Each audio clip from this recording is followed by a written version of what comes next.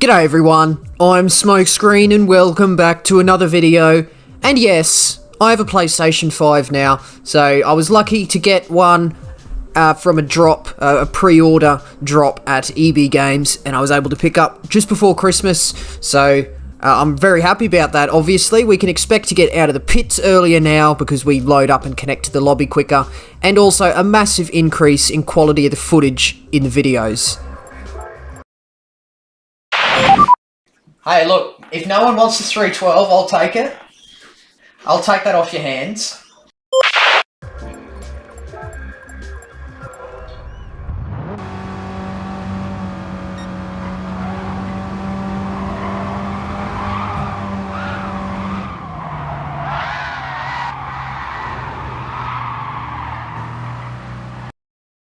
So after being confirmed as a dirty driver, taking out Amazing Hour, the fastest driver in the region, we move on for qualifying for what is the last round of the Nations Cup for 2021. In fact, the last... Ooh, I'm out third. PlayStation 5, boys. The last FIA race of 2021. And we're at Goodwood Motor Circuit, and we're all driving the Mini Cooper S's from 1965. Slipstream is on weak again for some reason, so we've got a 2.6 second qualifying, 2.6 second slipstream range rather, and also said slipstream is very strong actually. I think weak is stronger than real, which is a bit misleading, but anyway, Amazing Hour sent it past us on the out lap for the upcoming qualifying lap and actually managed to get back into the slipstream of the two up ahead, so he's in a good position. I'm behind arguably the fastest driver in the region, so let's go out for qualifying. Weak slipstream means that slipstream is vital. It doesn't matter how many corners there are, it's vital because of the length of the straights, especially Goodwood in these cars. The slipstream is invaluable. You gain just so much time, like you gain a matter of 4-5 tenths per sector, so you're looking at going a matter of maybe a second quicker than you can in time trial when you're on your own. But as we come through that first sector split there, we've got a 31.9 there on that particular occasion. Some of the best sector ones in our time trial was still in the low 32s, so the fact that I have got a 31 really just goes to show how strong that slipstream is. But we're coming into Levant corner now. We're a little bit wide there. We've just turned in too late. That wasn't the best corner by me, as confirmed by the live radio, but we're still... See, this is the thing, we can make a mistake like that, and because we're still in this very strong, weak slipstream, that is very strange to say, strong, weak slipstream, but that is what it is, I guess.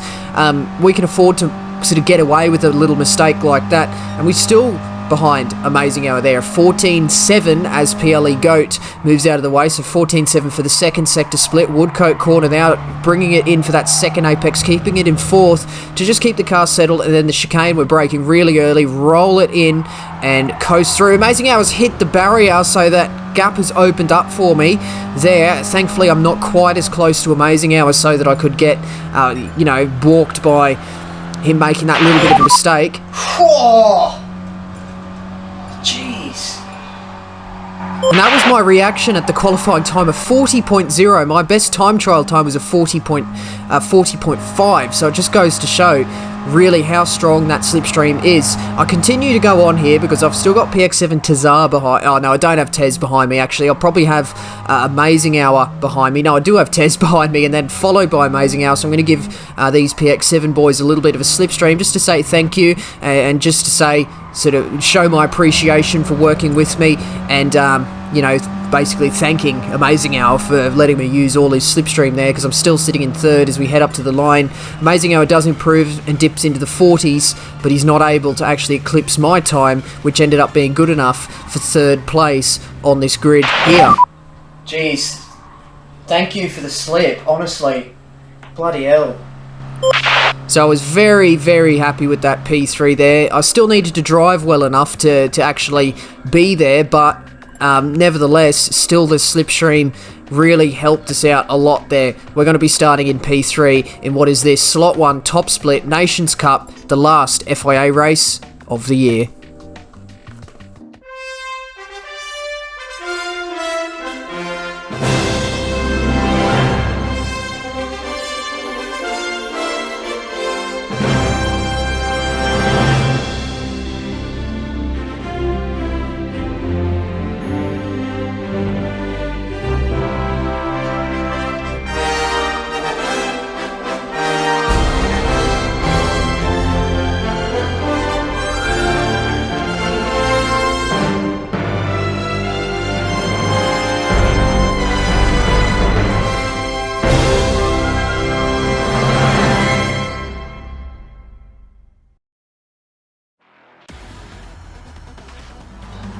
Let's get this race underway. Now, I'm going to admit to something here.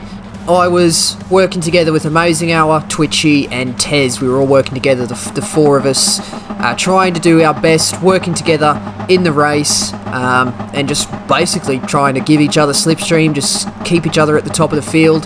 And we managed to do just that in qualifying there. We've now just got to replicate that 9 more times in the race, because we've got a 9-lapper here at Goodwood Motor Circuit. We're starting on the second row on the left-hand side. Metal Gear directly in front of me, as in the position in front of me, I guess, on the road. Twitchy's in front of me, but we lurch off the grid. A little bit of traction control. You actually get 2 bouts of wheel spin in the traction control, in first gear rather, so the traction control needs to stay on beyond that first bout of little wheel spin that it's aiming to try and detain. But we move on to the start of this race. We see the slipstream immediately. He's got me right onto the back of Metal Gear there, so we're just going to stay behind for now.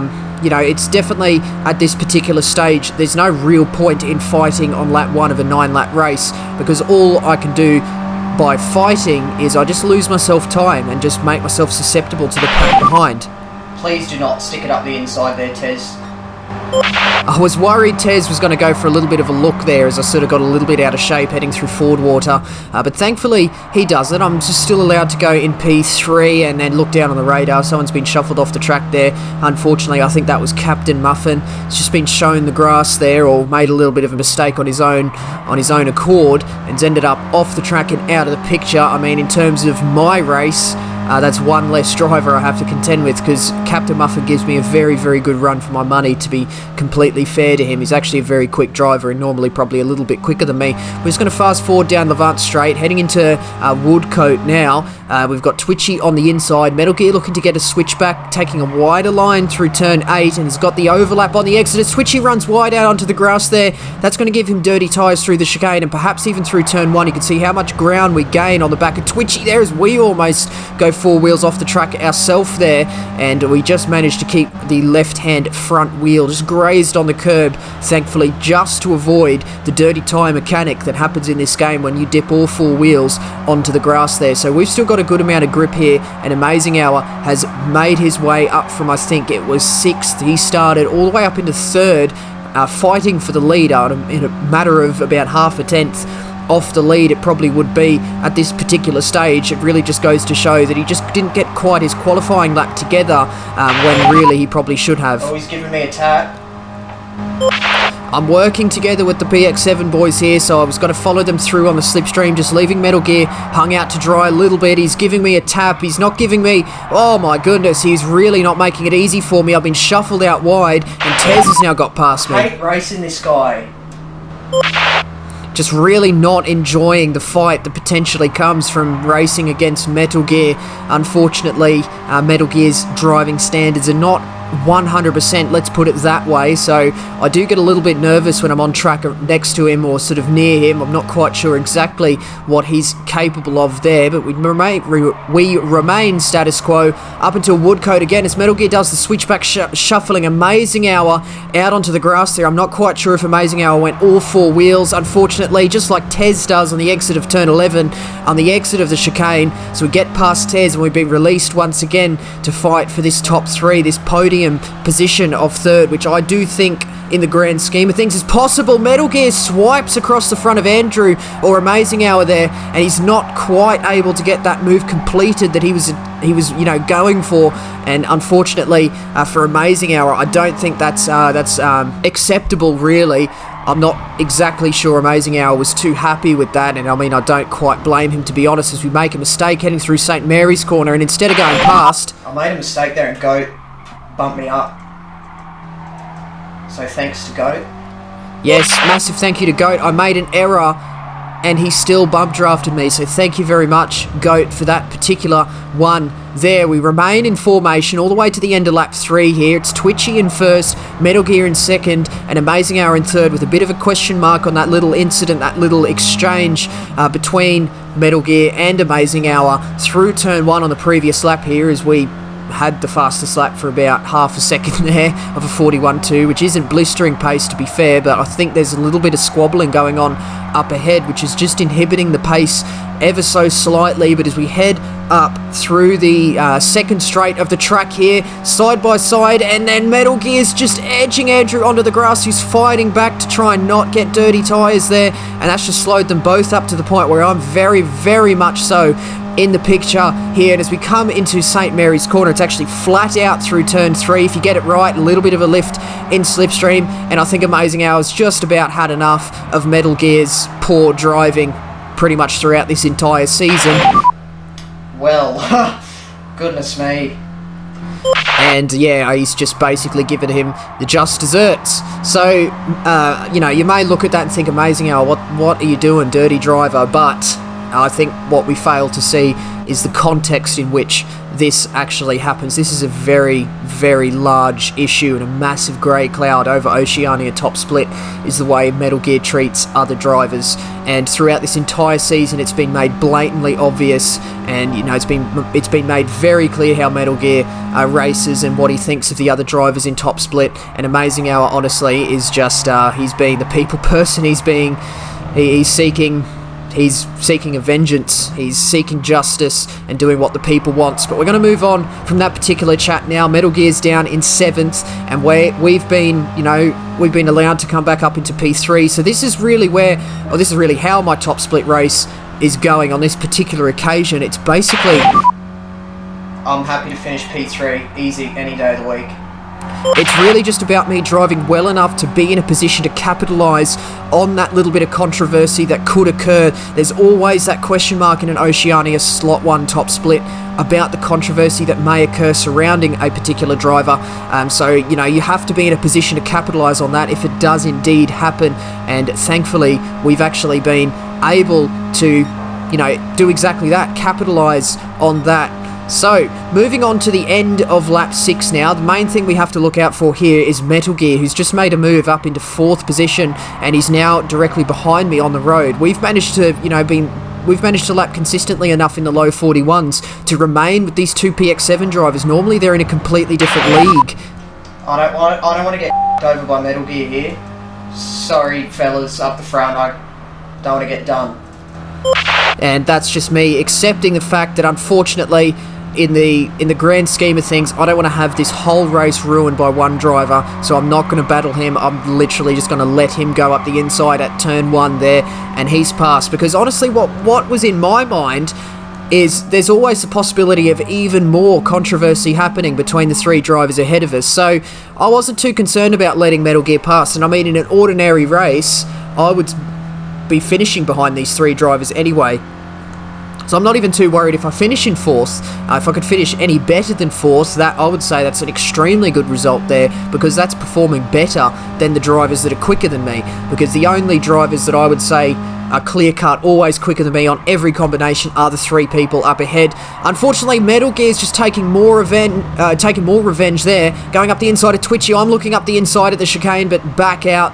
That was a little bit of a stupid move by me, to be honest. The chicane is not the place to go for it, so I just back out before we have to take that first apex of the chicane, and Twitchy is now down into 3rd. I'm still going to work together because I've got Tez behind me now, so I know he's going to work with me. I'm going to work with Twitchy. We're going to try and work our way to get a little bit closer back to these pair up in P1 and P2. I mean, there's not really too much to stress about with the slipstream range being 2.6. I'm 1.3 seconds off the leader, which means I still have over a second worth of slipstream range to Amazing Hour in the lead. So that's just how massive this slipstream is. It's really, really crazy. But we're still right in the box seat here to capitalise on any shenanigans, on any controversy that may occur. So we're just going to keep an eye out for that, because Metal Gear is looking very, very aggressive at this particular stage. Perhaps his emotions a little bit heightened by the coming together that he had with Amazing Hour on lap 4, I think it was. So we're going to come into Levant corner now. Metal Gear and Amazing Hour and Twitchy all go defensive. Little bit of a bump from Metal Gear, and Twitchy has absolutely none of it and just barges up the inside of Metal Gear and leaves the space on the inside. I'm able to swoop on through down the inside, and I'm now in P2. Look at us, Tez.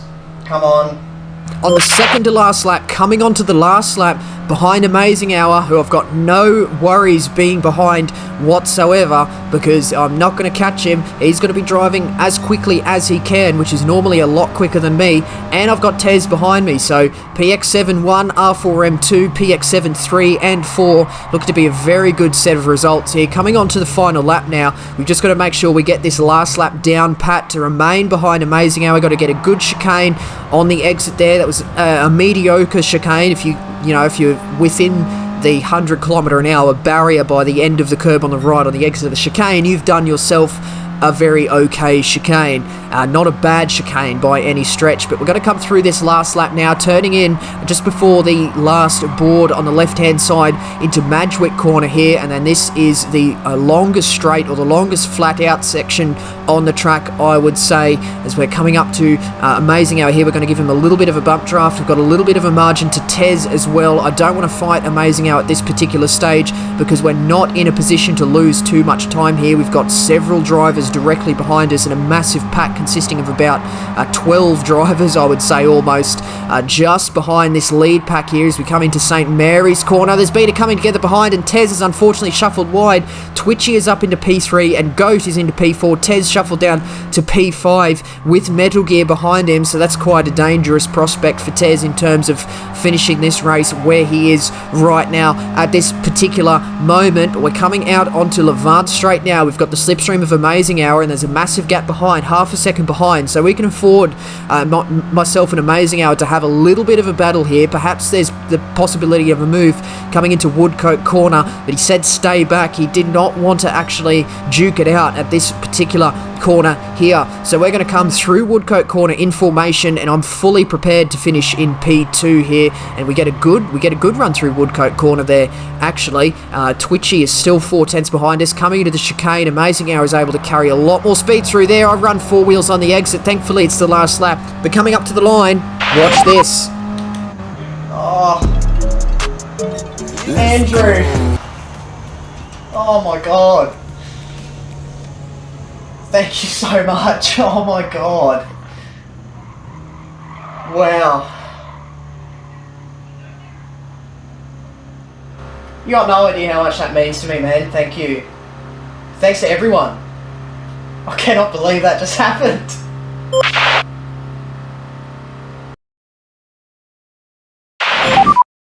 Hey, look, if no one wants the 312, I'll take it. I'll take that off your hands.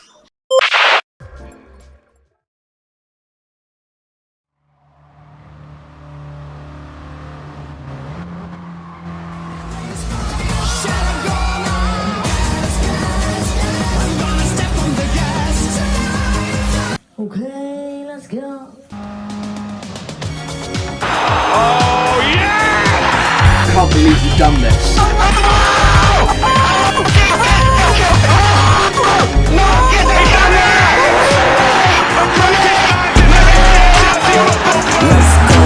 European champions! They've beaten Bayern in their own backyard!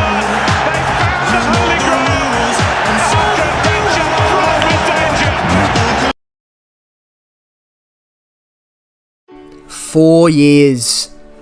4 years we've been waiting for this moment. 4 years! And we've topped the region. We've topped the region in an FIA race. Top split, slot 1, victory. We did it. And I couldn't have done it without Amazing Hour, especially without Twitchy, without Tez, and pretty much everyone who's helped me throughout the entire season and throughout my GT Sport career. 312 points, the single biggest point score I've ever got. Oh man, I was just blown away by that selfless act there. I think what happened in that situation, Amazing Hour did back off and sort of let me take the win, and you know that, I guess in a sense that does somewhat detract from the victory there, because you could say I didn't exactly earn my P1 there, but I think what went through Amazing Hour's mind there is maybe a couple of different factors, but I think the biggest one being that his season was actually done. 312 points would have not done anything for his season there. He's already in P1, and 312 points wouldn't have done anything for him. So I think what was in his mind is, I may as well just give it to the guy that it would probably mean a lot more to. And I will say I did drive well enough to put myself in that P2 box seat. I was able to capitalise on some drama, and I was able to keep my car settled and lap consistently and relatively quickly in the grand scheme of things, to make sure that I was in that box seat if anything did occur, and it did. I was happy to finish P2, but I just can't even thank Amazing Hour enough for just gifting me that, I guess.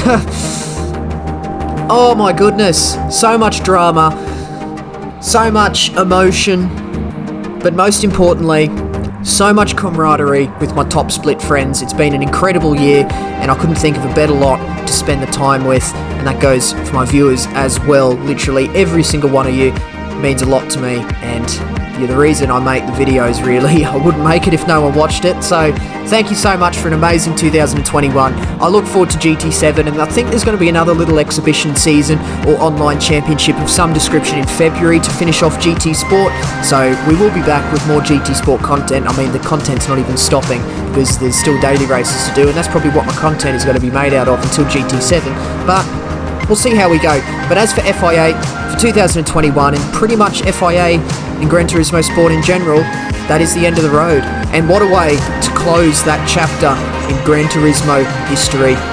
That's where I'm going to leave this video today, so do hit the like button if you enjoyed, and do subscribe if you'd like to see more videos and streams from me. Do leave a comment as well. Questions, comments, and constructive criticism, as always, very much appreciated. But that's the end of this one today, and that means that is it from me. So once again, I do thank you very much for watching. See you later.